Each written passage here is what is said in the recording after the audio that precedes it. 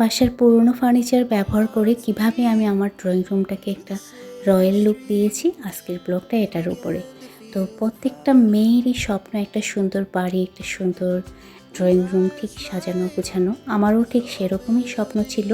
তো আমি আমার স্বপ্নটা কিভাবে পূরণ করেছি আজকে ব্লগের মধ্যে ড্রয়িং রুমের লুক কিভাবে চেঞ্জ করলাম, ড্রয়িং রুমটা কিভাবে সাজালাম।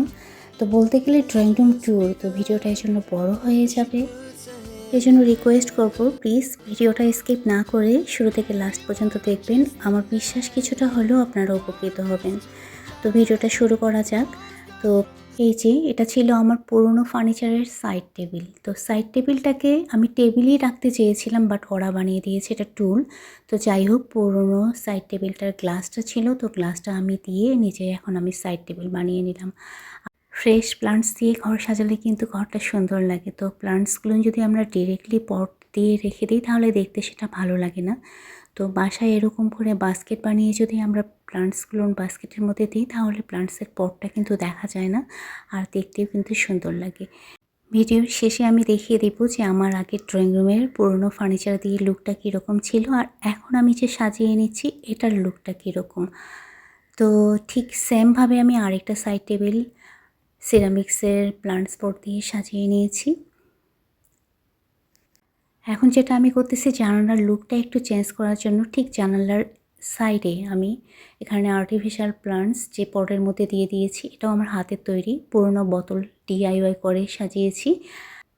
ফার্নিচারের পাশাপাশি কিন্তু জানালার পর্দাও কিন্তু রুমের লুক চেঞ্জ করে দেয়। তো আমি আমার জানালার মধ্যে হালকা কালারের পর্দা ইউজ করেছি, যেহেতু আমার সোফা ডার্ক কালারের, তো এজন্য আমি ডাবল লাইট কালারের পর্দা ইউজ করেছি।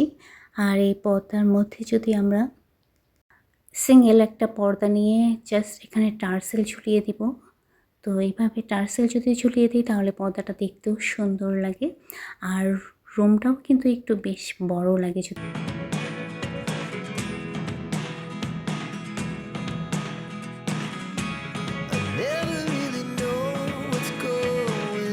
সোফার এই কালারের কাপড়টা কিছুটা বেঁচে গিয়েছিল, তো আমি ওটা দিয়ে কুশন কাভার বানিয়ে নিয়েছি বাসায়।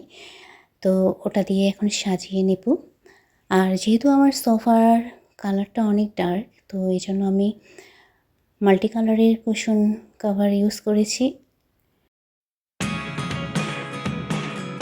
এই যে এটাই হচ্ছে আমার নিজের হাতের বানানো কুশন। একটু ডিফারেন্ট করেছি আমি, ত্রিভুজ আকৃতির করেছি, আর তার সঙ্গে স্টোন দিয়ে দিয়েছি। তো বানানোর পরে দেখে আমার নিজেরই খুব ভালো লেগেছিল এবং বাসায় সবাই পছন্দ করেছিল। আর সোফার হাতলের মধ্যে আমি দিয়ে দিয়েছি একটা স্টল।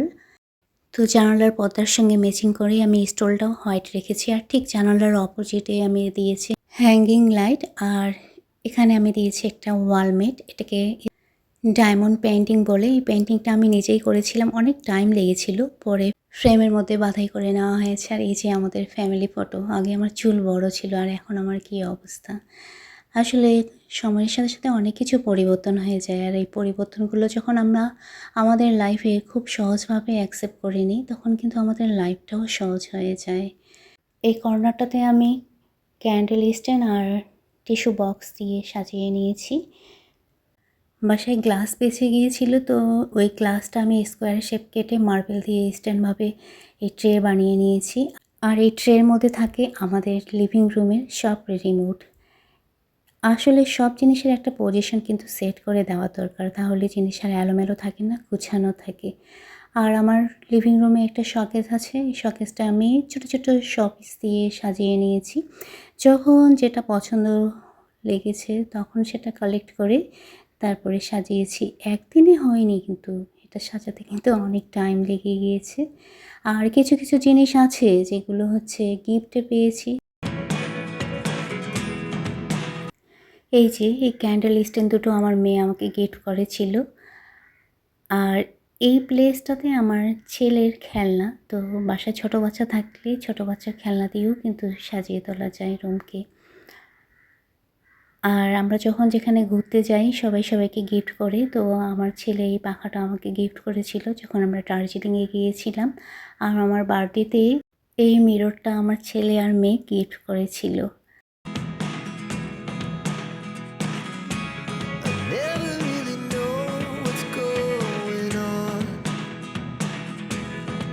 এই কলবালিশ দুটো আমি বানিয়ে নিয়েছি জরাতালি কাপড় দিয়ে। কাপড় একদমই ছিল না, একদম ছোট, ছোট কাপড়ের টুকরো সেলাই করে তারপরে জরাতালি দিয়ে এই কলবালিশ দুটো বানিয়ে নিয়েছি। আর এই যে ডিজাইনটা দেখতেছেন না, এটা আসলে আমি বলে দিব। এটা কিভাবে আমি পুরনো জিনিস দিয়ে আমি এরকম লুক ক্রিয়েট করেছি, একটু পরে অবশ্যই আপনারা দেখতে পাবেন।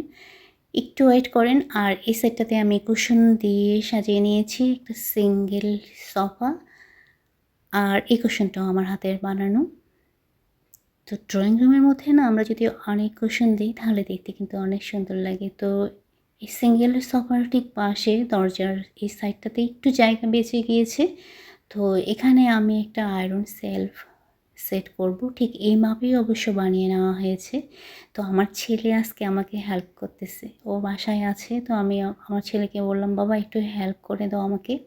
আপু থাকলে আপু তো একটু হেল্প করতো, আপু যেহেতু এখন ইউনিভার্সিটিতে, তো তুমি হেল্প করো। তো আমার ছেলে হেল্প করতেছে আমাকে আজকে। তো ও আয়রন শেলফটা এনে দিল।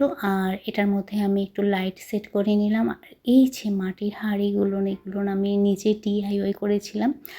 এটার ভিডিও অলরেডি আমি আপলোড করেছি, আপনারা চাইলে দেখে নিতে পারেন। আমি ডিসক্রিপশনে এর লিঙ্ক দিয়ে দিব।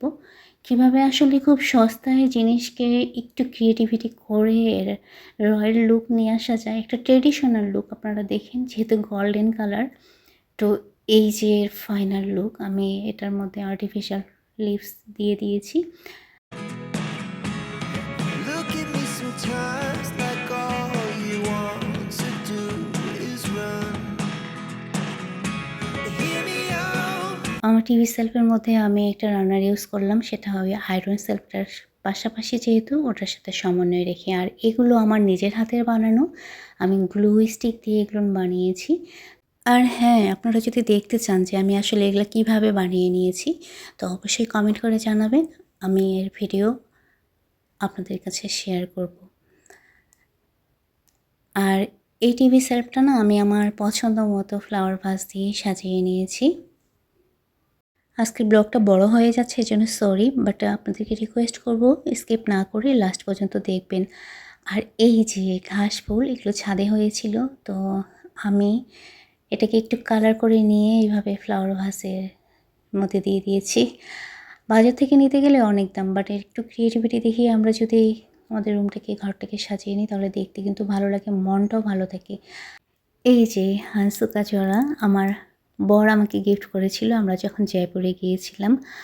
আর তাজমহল আমার শাহজাহান আমাকে গিফট করেছিল আমরা যখন আগ্রায় গিয়েছিলাম। সেদিনটা ছিল আমাদের 14তম ম্যারেজ অ্যানিভার্সারি। তো এখন এটার ফাইনাল লুকটা একটু দেখে নেন। আর এটার আগের লুক কীরকম ছিল ওটাও আমি দেখাবো একটু পরই। আর এই কর্নারটা সাজিয়েছি আমি আমার কিছু গিফট দিয়ে।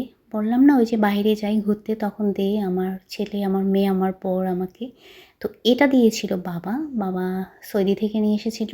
আর এই ক্যান্ডেল স্ট্যান্ডগুলো আমার ছেলে আমাকে দিয়েছিল দার্জিলিং সিকিম থেকে। এই গাড়িটা আমার ছেলে দিয়েছে কাশ্মীরি থেকে। আর এখানে যে এই ফ্লাওয়ার ভাসটা, যে এটা আমার হাতের বানানো, এটা আমি বানিয়েছিলাম। আর এটাও আমার হাতের বানানো। এখনও আমার এই জিনিসটা দেখলে মনে পড়ে সেই দিনটার কথা, যেদিন আমি এটা বানাতে গিয়েছিলাম আমার অনেক বড় হাত কেটে গিয়েছিল। তো এখন যেটা করতেছি, সেন্টার টেবিলটা একটু সেট করে নিচ্ছি। তো আমি আমার জানালার পর্দার সঙ্গে ম্যাচিং করে হোয়াইট কালারের রানার এখানে দিয়ে দিলাম, তার সঙ্গে সিলভার কালারের ট্রে, আমার খুব পছন্দের ট্রে। আর এই যে আমি কবুতরের ডানা দিয়ে এটা বানিয়েছি, এটারও ভিডিও আমি অলরেডি আপলোড করেছি, আপনারা চাইলে আমি লিঙ্ক দিয়ে দিব ডিসক্রিপশনে, আপনারা দেখে নিন। এখন যেটা আমি করব, মোস্ট ইম্পর্টেন্ট, মাইন্ডটাকে পজিটিভ রাখা প্লাস বাসাটাকে নেগেটিভিটি থেকে দূরে রাখার জন্য আমি আগরবাতি ইউজ করলাম। তো এই যে আমার ড্রয়িং রুমের পুরনো লুক, শোকেস, আর এই যে টিভির সাইডে একটা শোকেস ছিল। Our hearts beat to the city streets. We began to feel the fire. We rise like tall buildings as the chemicals they take us higher. The night's young and it's just begun. তো রাতের ভিউটাও একটু দেখিয়ে দিলাম, আর আপনাদেরকে request করবো আজকের ভিডিওটা যদি আপনাদের একটু হলেও ভালো লেগে থাকে তাহলে ভিডিওটাতে লাইক করবেন, কমেন্ট করবেন। আর যারা আমার চ্যানেলটাকে সাবস্ক্রাইব করেনি তাদেরকে রিকোয়েস্ট করবো প্লিজ আমার চ্যানেলটাকে সাবস্ক্রাইব করে দেবেন। ওকে।